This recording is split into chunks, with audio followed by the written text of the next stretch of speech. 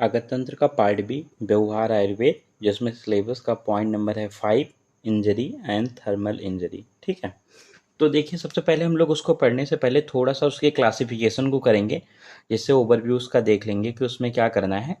Injuries हो गया और थर्मल इंजरीज और उनके मेडिको लीगल एस्पेक्ट और फिर जनरल इंट्रोडक्शन ऑफ वेपन्स, ये सारी चीज़ें हम लोग देखेंगे। लेकिन सबसे पहले हम लोग थोड़ा सा जानते हैं कि क्वेश्चन किस टाइप के आते हैं। तो देखिए बहुत सारे क्वेश्चन इसमें छत करके आए हैं और बहुत सारे क्वेश्चन दग्ध करके आते हैं, बहुत सारे क्वेश्चन व्रण करके आते हैं। तो इससे बहुत सारे बच्चों को कन्फ्यूज़न रहता है कि कौन सा क्वेश्चन कहाँ का है, कब लिखना है क्या। तो ये सब कुछ भी नहीं आपको ध्यान रखना है, बस इतना, चाहे व्रण हो, चाहे छत हो, चाहे घाव हो, चाहे चोट हो, चाहे उपपत्ति हो, सारे हिंदी टर्म हैं। और इनका जो आधुनिक रिलेशन है मॉडर्न साइंस से, उसमें इंजरी या वुंड दो ही टर्म होते हैं। ठीक है, तो कुछ भी हो आपको ये क्लियर माइंडसेट कर लेना है कि कुछ भी हो कुछ नहीं है, बस एक इंजरी होगा या वुंड होगा। और जो इंजरी होता है ये शारीरिक और मानसिक दोनों से हो सकता है। ठीक है, शारीरिक रूप से और मानसिक रूप से, दोनों रूप से हो सकता है। जबकि वुंड जो होगा वो सिर्फ और सिर्फ शारीरिक रूप से होगा, इसमें बाह्य और अभ्यंतर मतलब आंतरिक होगा। ठीक है, शरीर के ऊपर, शरीर के मतलब त्वचा के नीचे। ठीक है,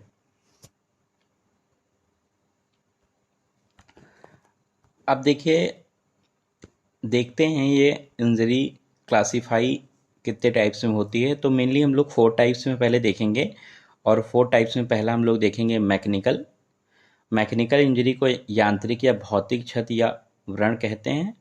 तो इसमें जो बहुत सारे टाइप्स बहुत सारे बुक में लिखे हुए हैं, बट आपको मेनली जो याद रखने हैं वो 5 ही टाइप्स याद रखने हैं।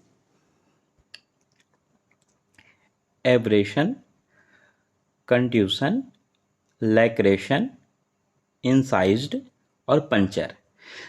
देखिए यही नाम आपको ये अपघर्षण या घर्षण या रगड़ कहते हैं इसको। कंट्यूजन मतलब होता है खरोच, नील, ठीक है, जिसे ब्रूसी बोलते हैं। और लैक्रेशन या लैक्रेटेड मतलब होता है विदीर्ण या विदार। ठीक है, और जो इंसीज होता है इसी को कल्ट या स्लैश बोलते हैं, ऐसे छिन्न या छेदित कहते हैं। और जो पंचर होता है इसी को स्टेप बोलते हैं। लेकिन बहुत जगह जो चोपुंड है ये पंचर में लिखा है, बहुत जगह इंसिस्ट में लिखा है, तो इसको आप काट दीजिएगा, याद ही मत कीजिएगा। ठीक है, तो मेनली मैकेनिकल कितने टाइप से आप याद रखेंगे? 5 टाइप से, एब्रेशन, कंट्यूजन, लैक्रेशन, इंसाइज्ड और पंचर। ऐसे करके ये मैकेनिकल वुंड 5 टाइप से आपके हो गए। जो सेकंड होता है थर्मल होता है। थर्मल मतलब ताप होता है, ताप व्रण। तो ताप व्रण जो होता है ये 2 टाइप से हो सकता है। ठीक है, या तो ड्यू टू कोल्ड होगा या ड्यू टू हॉट होगा, हीट होगा।